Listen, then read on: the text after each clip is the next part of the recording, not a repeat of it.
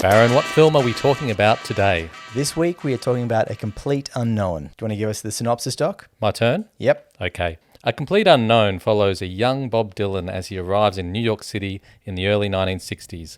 A scrappy Midwestern folk singer with a head full of Woody Guthrie songs and an uncanny ability to reinvent himself. The film zeroes in on his meteoric rise in the Greenwich Village folk scene, his friendship with benefits with Joan Baez, and the moment he shocks the world by going electric at the Newport Folk Festival. Timothée Chalamet embodies Dylan with all the restless energy and cryptic charm you'd expect, mumbling, smirking, and yes, singing every song himself. Directed by James Mangold, this is less cradle-to-grave biopic and more a snapshot of Dylan at the peak of his transformation, before he became legend, before he became myth, when he was just a complete unknown. That's pretty great. It's a good synopsis. Covers it all. Not a cradle-to-grave biopic, and yet it is another biopic about a musician, and I feel like we've had a lot of those of late. We have had a lot of those, and Mangold, the director, did, I don't want to get into, reminds me of Straight Away, but as far as his back catalogue, he did Walk the Line, starring Joaquin Phoenix, Reese Witherspoon, story of Johnny Cash, and that was kind of a cradle-to-grave biopic from memory. And of course, Johnny Cash features heavily in this film as well. He does. As a supporting character who's in and out of Bob Dylan's life throughout. Yeah. Interestingly, now that you bring up that Mangold did a Johnny Cash film previously, there would have been a deep dive into who the man was. I felt like Johnny Cash in this film was the most two-dimensional character out of all of them. Yeah, so did I.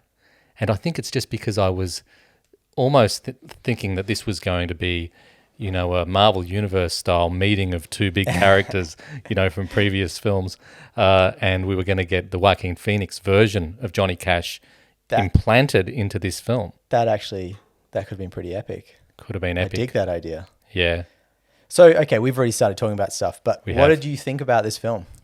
I completely was overjoyed by it. Yeah? I'm overjoyed, nice. Well, I'm a Dylan crazy fan, always have been. So, I was a bit nervous going into it.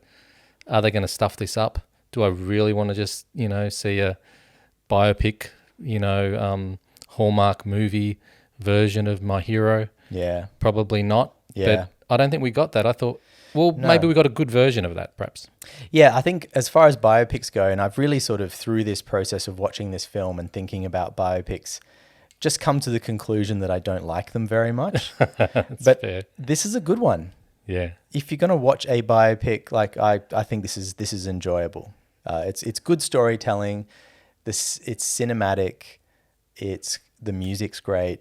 So yeah, why not? It's pretty enjoyable. Well, a biopic really rests on one thing to me, and that's does the main actor nail the main character? Because we're seeing it just because we want to see, the Dylan represented well, and sort of like when you're seeing an impersonator, how good a job are they doing? So that's what I like to see, and that's what worried me. But I needn't have been worried. I thought Timothy freaking nailed it. Yeah. I mean, I was completely impressed with. I mean, this is probably old. This is probably happens in every biopic now. But just the fact that he was playing the music, and he was singing the songs. You could watch him play the guitar and see that he was actually playing the guitar, which you don't always get that in movies. No. So I was impressed by that alone. And then, I like Timothée Chalamet. I think he's a great actor, and I didn't really know a lot about Bob Dylan before watching this, but I believed everything I was seeing. I think it falls into the trap of mythologizing the man a bit, as every biopic does. And maybe, I don't know how. See, I can't imagine that Bob Dylan is as cool as Timothée Chalamet as Bob Dylan is. But maybe that's because I just don't really know the artist that well. I think he's pretty damn cool. Yeah. Yeah, I would say. But he's not as good looking. Or not conventionally. Sure. But, if you're really cool and your movie star good looking, it makes it kind of annoying.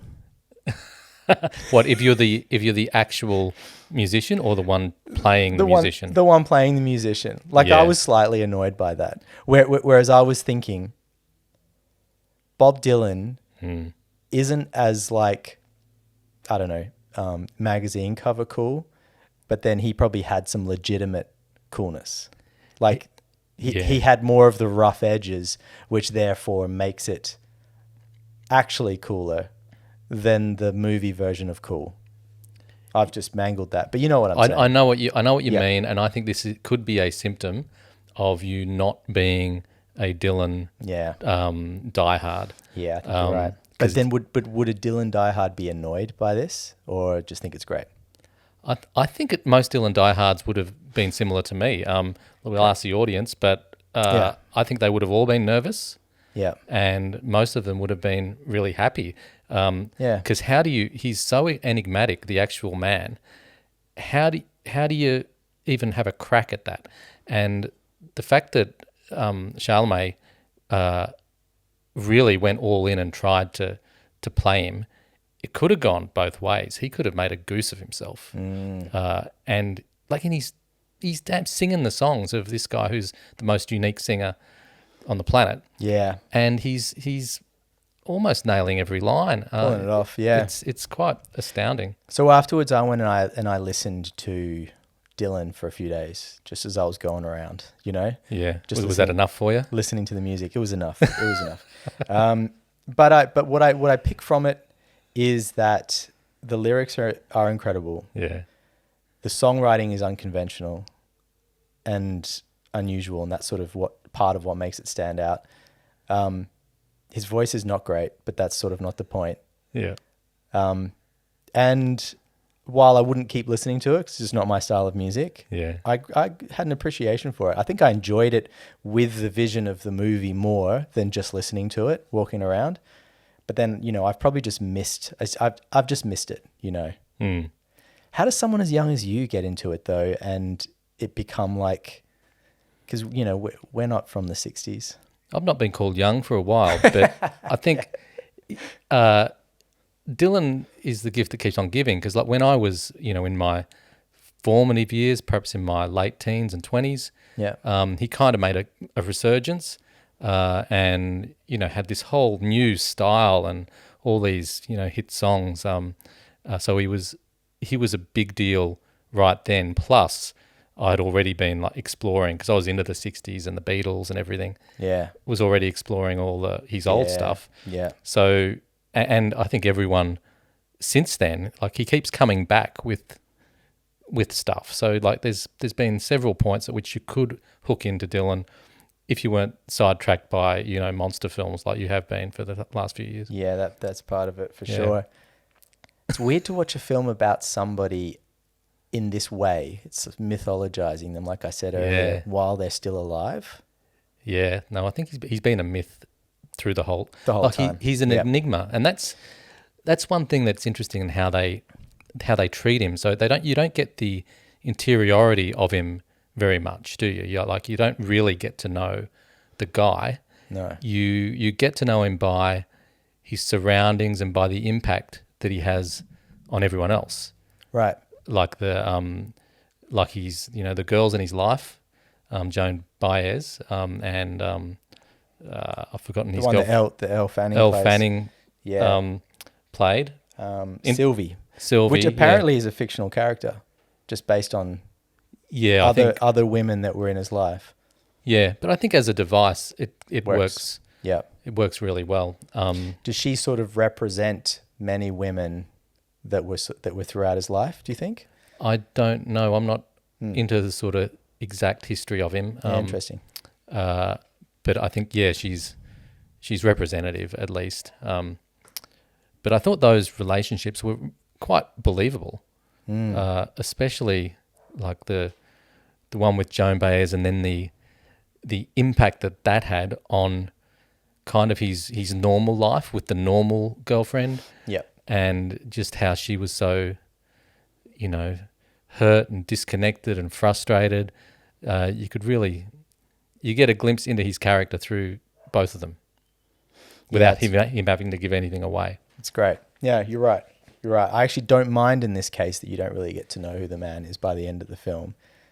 Really, I think it works for it. Well, that's the name of the film. It's a complete unknown. Yeah, that's true. And he remains so throughout. Yeah. One thing I wanted to say about this film is the cinematography is beautiful. I really enjoyed the feeling of it. I think they were going for a sense of vintage, kind of gritty. Yeah. It feels like cinema from the era.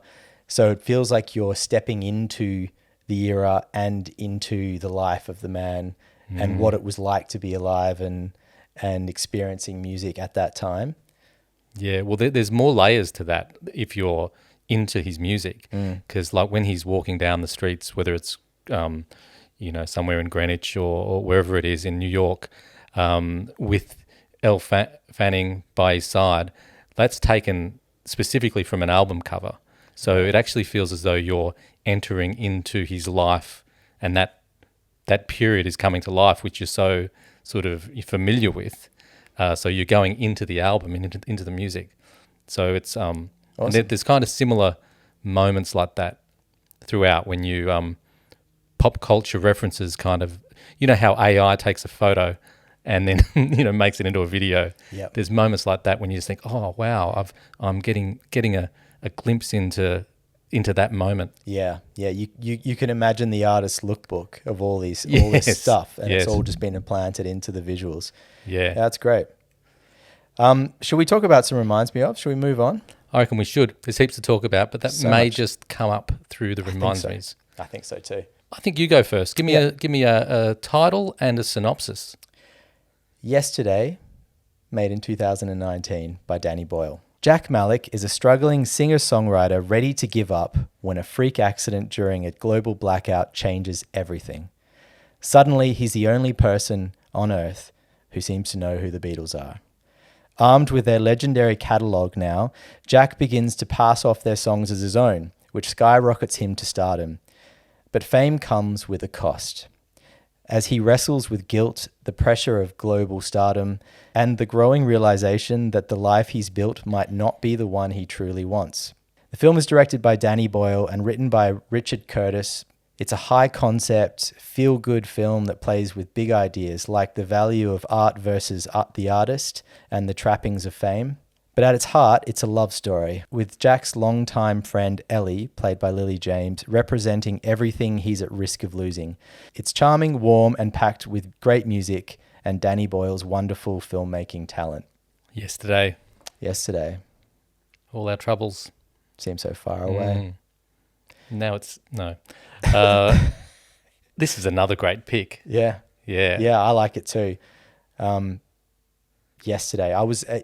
It popped into my head straight away as I was walking out of the cinema. Okay, so talk to me about why A Complete Unknown reminds me of Yesterday, because it wasn't immediately obvious to me. Yeah. So aside from the fact that it's a film about music and about music from that era, that's kind of very surface level.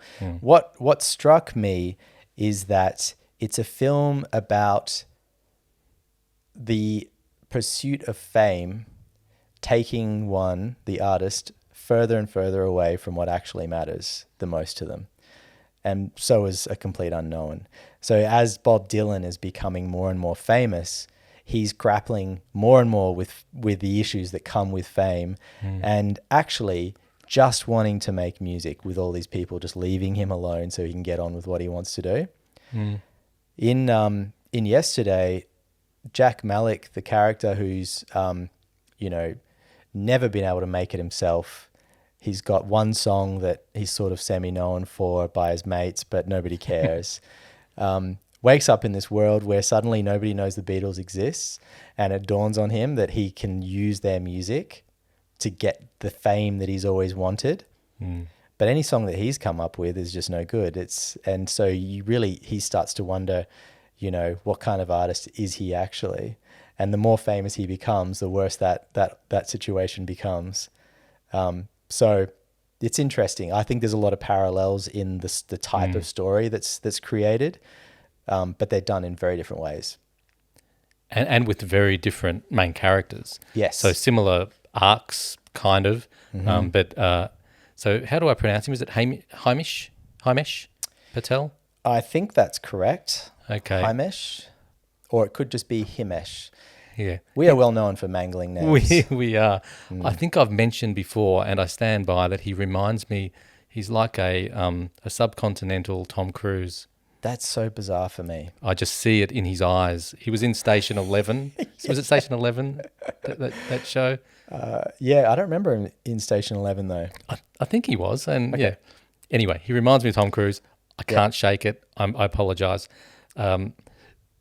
But firstly, his performance I thought was just astounding. I loved him. Yeah, he's fun.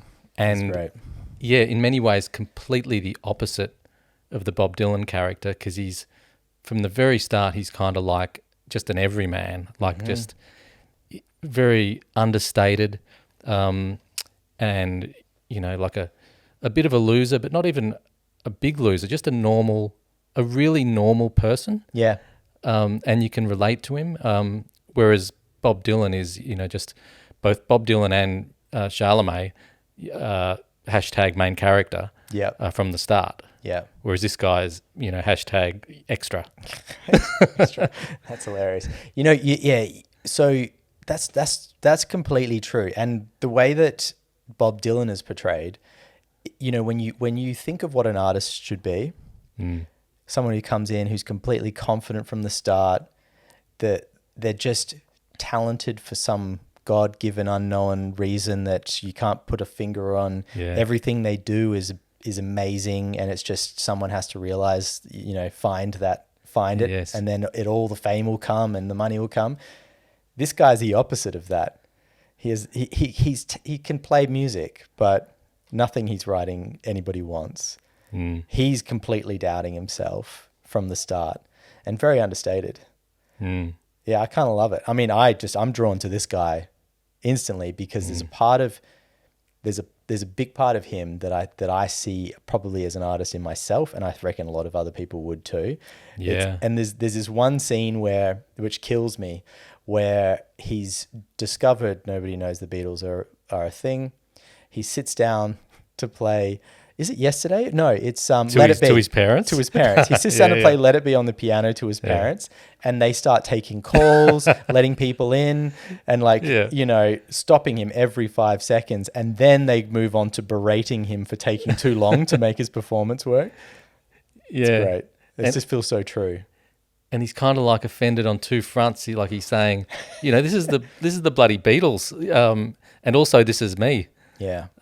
It's works on many levels, but I love the imposter syndrome that goes through, like, clearly in his subconscious, you know, the reality gradually, you know, getting, you know, back into his head with people Totally mentioning it at the press conferences, and really cleverly done. I know you're a Danny Boyle fan, and this is one of his good ones. I am a Danny Boyle fan. I think this is one of his underrated films. People don't particularly like it as much as his other stuff, but I think it's great.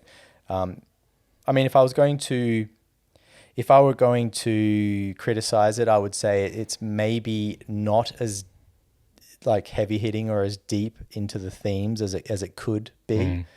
I could see it could have gotten darker, and he could have pushed it further. But it sort of feels tonally like the film doesn't want to go there. It's kind of a comedy, you know, like it could have gotten darker. I don't know. It's a tough one. I kind of enjoy it the way it is. Yeah, I don't think it's tough. I don't think darker would suit it. It was just, I remember going away from this and just feeling satisfied. Like, you know, I'd normally want harder hitting, but you're right. The tone of this was not meant to be that. It was clever, a clever premise. Yep. Well executed. You just go away feeling, you know, pleased. Biggest takeaway for me from watching this film and the Dylan film. Yeah. There's an underlying theme in both of them about sort of self-belief and how you treat yourself as an artist. And of course, Dylan goes out from the beginning treating his own work as if it is genius. Yeah. It takes, in Yesterday, Himesh's character to know that the work is genius because it's somebody else's. Yeah. For him to then be able to treat himself in that way. Yeah, true. And it's ultimately him that does it all. Yeah. Well, with some help, with a little help Little from his help along the friends. Yeah. Yeah. I think this is a point that I thought you might make, but just the fact that both of these films provide a vehicle for having a fresh look at sort of old songs, and Yep. especially with Yesterday, like the whole thing of art is all about making strange and seeing things from different angles, and in this, it's literally that, you know, the premise is that we've never heard these songs before, so it's asking us to look at them freshly. Yeah. And through the whole premise of the film, gives us an opportunity to listen to these songs that have become like elevator music and listen to them fresh. That's a great point. Yeah. And to a different extent, perhaps lesser, but like similar, the Dylan film, just through, you know, an actor portraying it, doing it themselves,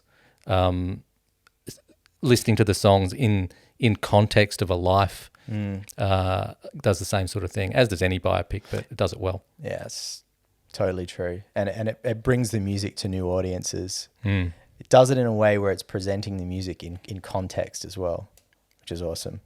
I think probably my final sort of thing I wanted to say about this was that if I were to choose a type of storytelling to talk about music and fame, particularly the theme of what fame does to a human, I think this is a much better way to do it than a biopic, because you're skipping the myth of a real human. You're skipping the history that needs to be correct. You're skipping a whole bunch of baggage, and you just cut into the chase, which is I think more powerful. Well, biopics suck, really. Yeah, they suck. Like they're just, it's like, you know, I hate biographies. Yeah. Can't stand them. Same thing, right? I want to read a novel. Yes. So, you know, that's my going in way of thinking, that, you know, I don't want to just hear about someone's life. I want stories. People have a lot of baggage that comes with them. There's a lot of ego stuff involved in this that, you know, a fictional tale can just sidestep. Yeah. That all changes when you really dearly love the protagonist. Sure. So I think that's, you know, that's where it gets me. Yeah. Okay. Good. Well, let's talk about another film that reminded us, or we were reminded of, when we saw what's this film called again? A Complete Unknown. A Complete Unknown. I completely forget it every time. Okay, I'm going to speak about another protagonist that I dearly love, and that is Elvis, the film Elvis by Baz Luhrmann. Baz Luhrmann's Elvis is a hyper-stylized, fast-cutting biopic that follows the meteoric rise and tragic fall of Elvis Presley, played by Austin Butler, as seen through the manipulative eyes of his longtime manager, Colonel Tom Parker, played by a plastic-looking Tom Hanks. The film explores Elvis's early influences from gospel and black blues music to his controversial hips-shaking fame, before diving into his struggles with identity, addiction, and financial exploitation. With dazzling musical numbers, Luhrmann's signature maximalist style, and a powerhouse performance from Butler, Elvis reimagines the King of Rock and Roll's story as both a celebration and a cautionary tale of fame. Wow. Elvis. Do you like Elvis? The movie? No, the guy. The guy? Not really. Not really. do you like a lot of people just see the I don't know, the merchandise version of Elvis and judge him on that, you know, the funny suits and the Hollywood movies, and so you're one of those? I don't know. Look, I haven't done a deep dive into Elvis and his catalog, and I definitely haven't seen the movies. I haven't seen any of the movies. I feel like this film didn't even really allow me to experience that in the way that A Complete Unknown did either. Yeah, no, that's true. I still don't feel like I know anything about Elvis having watched this film, other than the arc of his story. Yeah. I think the songs that feature I kind of already knew existed. I knew of them. I've heard them over the years. So I didn't really feel like I gleaned a lot of new information. Well, this is a very, very different film. Very. Yeah, Wildly different. wildly different. Very Baz Luhrmann. Yeah. Oh, yeah. I typically do not like Baz Luhrmann. Yeah. Not as a bloke. I'm sure he's nice. I don't like his style of filmmaking. Yeah. However, I thought tackling Elvis, who is such a neon kind of character and so maximalist, I thought Baz was just the man for it. And I really think he did it justice. And I just enjoyed it. It's kind of like a different type of faithfulness to the story. So the Dylan one was quite, quite true to the story and was, realistic. This one is not realistic. It's stylized, but also felt kind of true. Interesting. Yeah, so this is somewhere in the middle. It's a biopic, but it's not your standard biopic. It's not exactly a fictionalized story, but it's so stylized that it lands you somewhere in between. You know that you're catching the life of the man from, and this one covers the span of his life as opposed to a complete unknown, which is more of a certain period. Yes. But it's done. I don't know. I can't even really explain it other than it's Baz Luhrmann. You know? It is. It's sort of like you're catching flashes of his life in a dreamlike, surrealist way. Yeah. Or kind of like it's none of it feels we're dealing in realism, and it's so bright. It's so filtered. It's so CGI'd. It's so Hollywood with a million lights. You know, like it gives you that. It gives you it's such a shocking style to experience that you're partly experiencing the style as like alongside the story. Yeah, completely. Like, equally so, you know? It's 90% style. Yeah. But under the surface, if you strip all the style and the glitter away, the films have a lot in common. So I think from a storytelling perspective, they both really do a really good job at grabbing the pivotal moments in these characters' lives.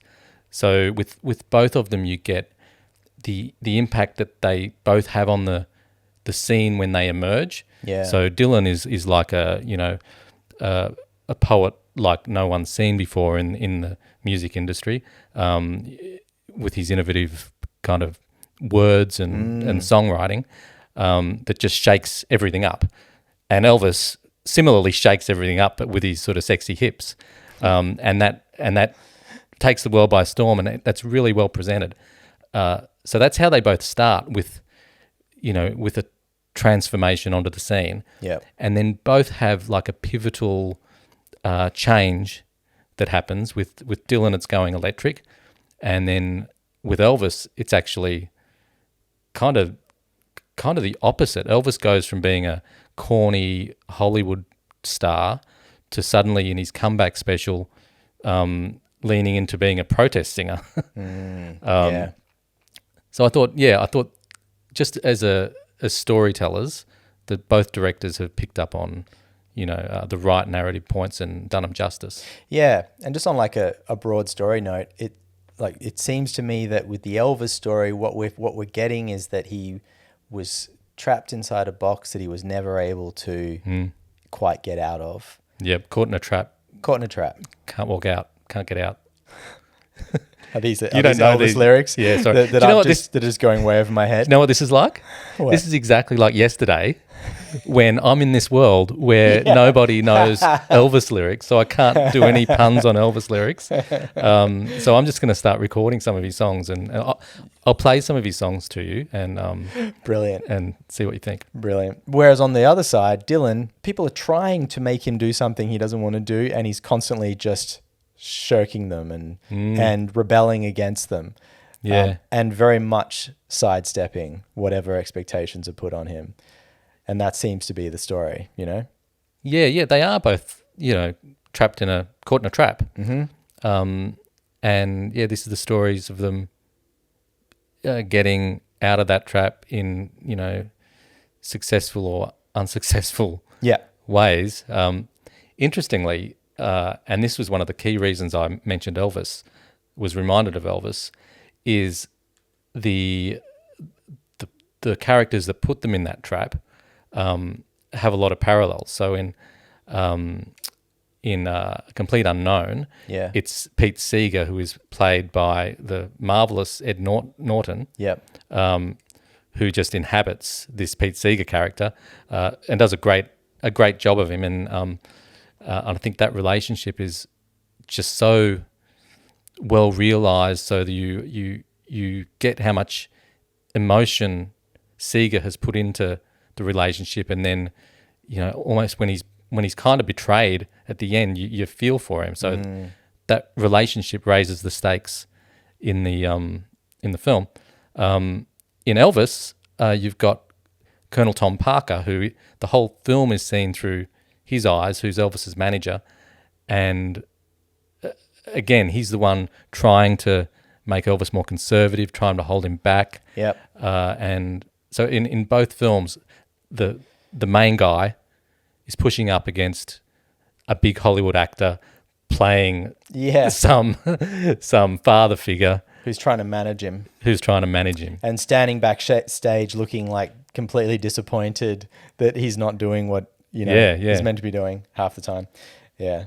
So yeah, very similar. Yeah, well, it's great point. Could we perhaps just finish on the performances? So yeah, another clear similarity is that Austin Butler sings a lot of the Elvis parts himself. Did he? I was wondering about that. Which is, I think, not to the same extent. I think Chalamet sings almost all of it himself and does it live in the takes. Yeah. So he's just an astounding character. But Butler is just as astounding in different ways. Like, he does a lot of the singing. I think there's a bit of Lerman trickery where they combine Butler's voice with the King's.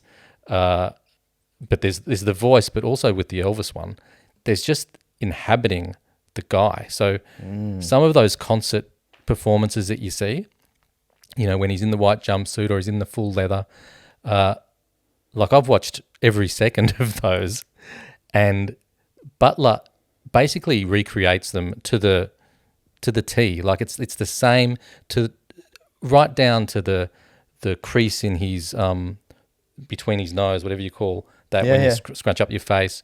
Wow. And some of the shots, the angles just look completely like Elvis, which is, for a fan, it is kind of, that's what you want to see. Amazing. You want your hero back.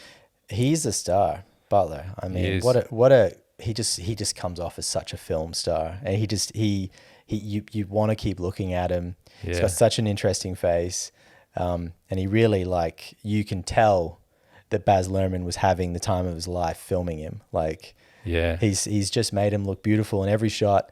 It's all just, he's just he really is picture perfect for what Baz Luhrmann was trying to achieve with this. That's why Baz Luhrmann was the right guy. Yeah, I think. Because that's Elvis too, right? That's Elvis as a human, as a character, was all of these things as well. Yeah, larger than life. Yep. As is Baz. Amazing. I think that's 3 ripper films in my view. Yeah, I feel like I've forgotten half the points I want to say about all of them, but we've covered a lot, and we're about to go see another film. We are. Can we reveal what it is? Yeah, I think so. The expectation right now might be to watch like an Oscar-nominated film or something. Nah, stuff that. But no, we're going to go see the new Captain America. and we're not expecting big things. No. But we're still going to do it. No, it'll be a jolly ride. Yeah. It'll be have a choc top. It'll be good. It'll be good. Yeah. Well, we'll see. We'll see everyone back here next time. Absolutely. And see what we thought. All right. See you all.